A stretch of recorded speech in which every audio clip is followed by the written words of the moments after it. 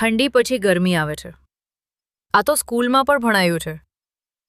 પણ જ્યારે ગરમી એટલી પડે ને કે પંખો પણ પૂછે, ભાઈ હવે હું શું કરું? ત્યારે દિલમાંથી એક જ અવાજ આવે, યાર હવે તો થોડી ઠંડી પાડી દે. પણ કચ્છમાં વાત જ અલગ છે ભાઈ. અહીં તો ગરમીની શરૂઆત થાય ને એ પહેલાં જ કુદરત કહે, લો ભાઈ સરપ્રાઈઝ. અચાનક પવન એટલો ફૂંકાય કે ચપ્પલ ક્યાં છે એ પણ ખબર ન પડે.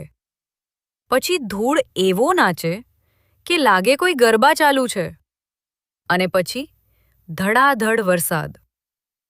એક જ દિવસમાં ગરમી, વાવાઝોડું અને વરસાદ.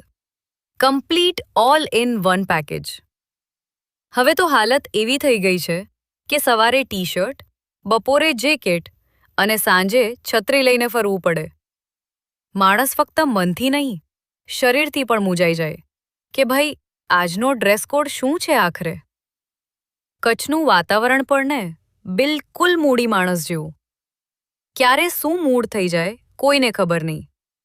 પણ એક વાત પાક્કી છે, કચ્છમાં રહેવું એટલે દરરોજ વેધર સાથે એડવેન્ચર.